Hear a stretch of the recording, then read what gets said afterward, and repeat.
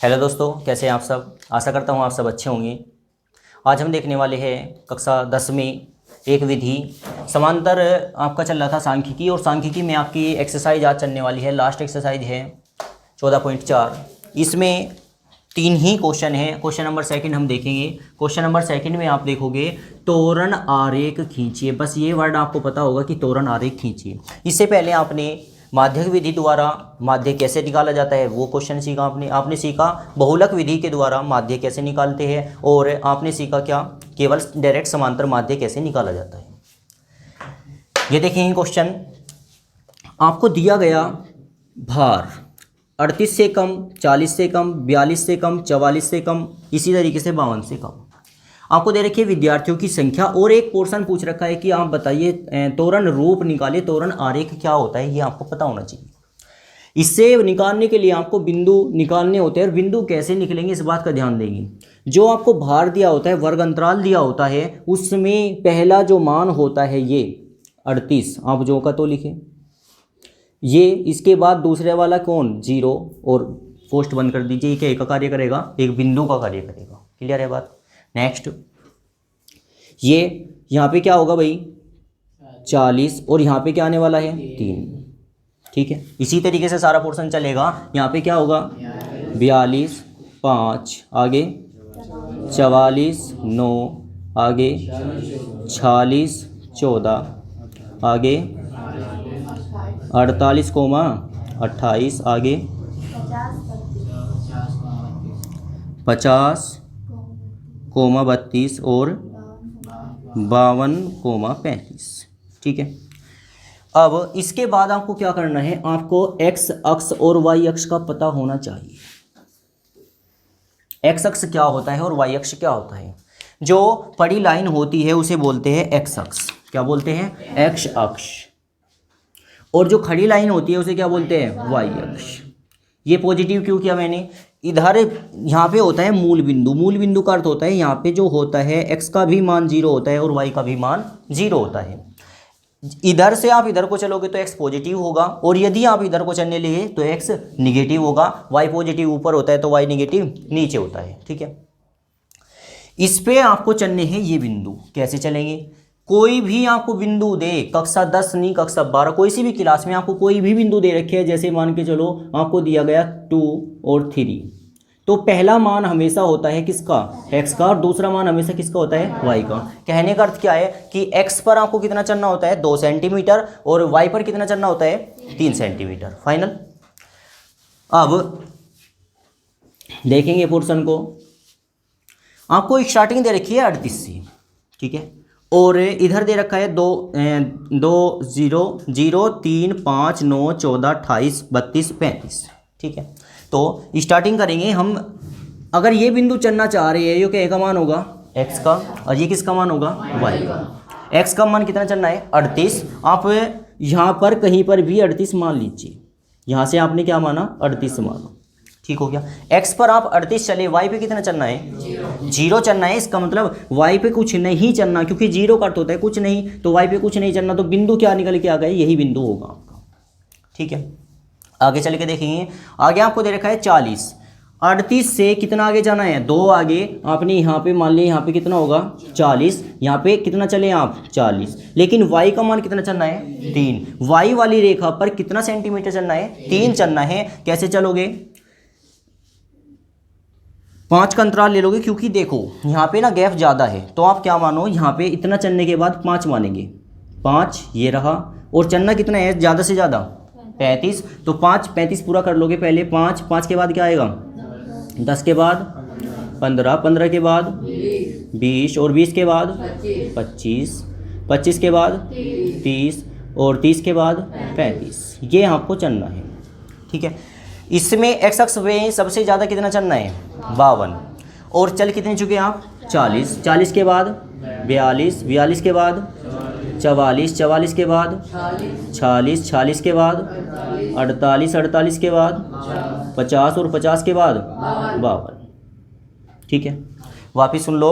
आपको x के starting point कितना था 38 आपने चिला, और x के ही मान, ये सब x के मान है स्टार्टिंग वाले, सबसे ज़्यादा कितना है 52। तो स्टार्टिंग आप 38 से करो और ख़त्म कहाँ पे कर दो 52। y के मान सबसे शुरू कहाँ है 0 0, तो यहाँ पे ये होता है, और ख़त्म कहाँ है 35 पर। 35 है ज़्यादा है ना, तो आप ऐसे कर लीजिए 5 5 का अंतराल ले लीजिए। 1 सेंटीमीटर को क्या बोलेंगे 5 बोलेंगे, मीटर फीट में 1 सेंटीमीटर की दूरी को कितना बोलेंगे 5। ये होगा 5 10 15 20 और कहाँ तक चले जाएंगे 35 तक। क्लियर। दूसरे बिंदु की अगर मैं बात करूँ तो दूसरा बिंदु क्या है भाई, x का मान कितना 40 और y का 3। x अक्ष पर कितना चलना है 40, ये 40 होगा, और y अक्ष पर कितना चलना है 3। आपने कहाँ वो स्टार्टिंग में क्या लिख रखा है 5। 5 से कम होता है कितना 3। 5 का आधा कितना होता है 2.5, लगभग 2.5 यहाँ पे होगा, लेकिन हमें से थोड़ा ज़्यादा रखना है, मतलब 3 लेना है, तो इसका मतलब यहाँ पे होगा। फाइनल है बात।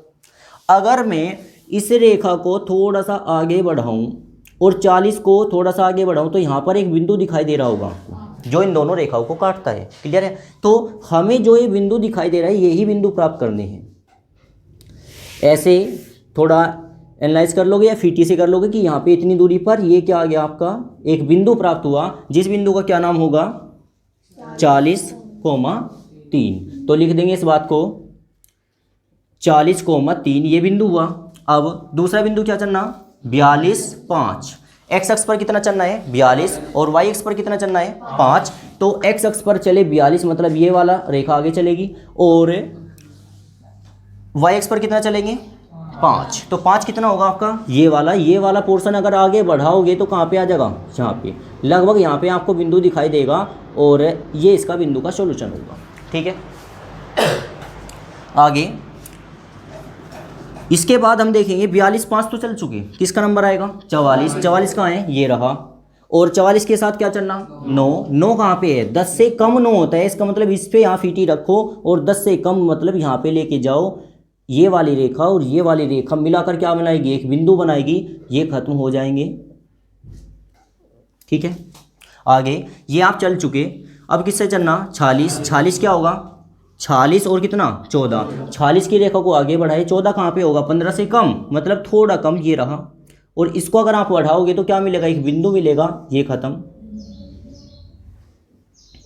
आपको केवल बिंदु से कार्य होगा।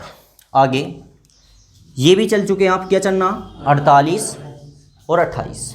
48 कैसे चलेंगे आप, ये वाली रेखा को आगे बढ़ाए और कितना चलना है उसके साथ में 28। 28 किसके बाद आता है, किससे पहले 30 से पहले आता है। 30 से एक कम 29 हो जाएगा, दूसरा कम 28 हो जाएगा लगभग इसे, और इस रेखा को आगे बढ़ा दोगे। ये रेखा ने इस रेखा को नहीं काटा तो इस रेखा को भी थोड़ा आगे बढ़ा दो। ये जो बिंदु आया इससे आपको वर्क करना है। ठीक है। और ये मिटा दोगे। ठीक हो गया यहाँ तक। आगे आपको कौन सा बिंदु चलना 50 से 32। x अक्ष पर कितना 50। 50 वाली रेखा को आगे बढ़ाइए, और 32 चलना है। 30 के बाद चला जाता है ना, 30 के बाद 31 और 1 32, इसे लगभग मिला लीजिए, और यहाँ पर एक बिंदु आपको प्राप्त हुआ। ठीक हो गया। आगे लास्ट बिंदु बचा हुआ है आपका 52 से 35। x अक्ष पर कितना चलेंगे 52, और y अक्ष पर कितना चलेंगे 35। x अक्ष पर 52 अर्थात सीधा चलेंगे, और इस पर चलने वाले हैं 35, ये चलेंगे। यहाँ पे क्या मिला आपको एक बिंदु मिला है, और इसे मिटा लीजिए। ठीक हुआ। ये स्टार्टिंग वाला बिंदु था 38 0, इसका मतलब यहाँ पर भी तो एक बिंदु है ना। ठीक है। अब इन सभी बिंदुओं को मिलाना ही क्या कहलाएगा आपका त्वरण रूप कहलाएगा। ठीक है। कैसे मिलाएंगे, यहाँ से स्टार्टिंग करोगे, ये बिंदु मिलाया, फिर ये बिंदु मिलाया, अब ये बिंदु मिलाया, फिर ये बिंदु मिलाया, ये मिलाया, अब ये मिलाया, इसके बाद ये मिलाया, यही क्या कहलाएगा इसका त्वरण रूप कहलाएगा। क्या कहलाएगा त्वरण रूप। ठीक है। तो ध्यान रखेंगे त्वरण रूप कैसे होता है। वापिस आपको क्या देगा, भार देगा, आपको देगा विद्यार्थियों की संख्या, भार को x मानेंगे और विद्यार्थियों की संख्या को y मानेंगे, और रेखा में आप जिससे चलना शुरू कर दोगे, इसे डायग्राम में चलोगे तो ये होती है पड़ी लाइन क्या x एक्सिस, ये क्या होती है y एक्सिस। आपको जैसे कि बिंदु चला जाना है 38 0, x कितना चलना है 38 ये रहा, y कितना चलना है 0 0, मतलब कुछ नहीं चलना, ऐसे कि मतलब बिंदु यही आपको प्राप्त होगा। क्लियर। आगे आपको क्या चलना था 40, 38 के बाद 40 ये रहा, और कितना 3 किस पे चलोगे y एक्सिस पे, 5 से कम होता है मतलब 3 यहाँ पर पड़ेगा लगभग। जैसे कि सबसे लास्ट वाले बिंदु की बात करूँ मैं, कितना है 52 और 35। आप क्या करोगे x अक्ष पर कितना चलोगे और y अक्ष पे एक्स अक्ष पर 52 चलोगे तो आप ये बिंदु बनाने के लिए इन रेखाओं को खींच ले हुए ऐसी, ये रेखा 52 वाली सीधी खींची और 35 वाली भी रेखा सीधी खींची। जोन सी ये दोनों रेखा एक दूसरे को कटान बिंदु जहां पर कटेगी वही इस बिंदु का क्या कहलाएगा, ये बिंदु कहलाएगा वहां पे। इन सभी बिंदुओं को आपस में मिलाने पर क्या क्या क्या निकल के आएगा आपका त्वरण। ठीक है, तो आशा करता हूँ आपको ये वीडियो समझ में आ गई होगी। त्वरणों को आप कैसे निकाल सकते हो ये आप समझ चुके होंगे। वीडियो देखने के लिए आपका धन्यवाद।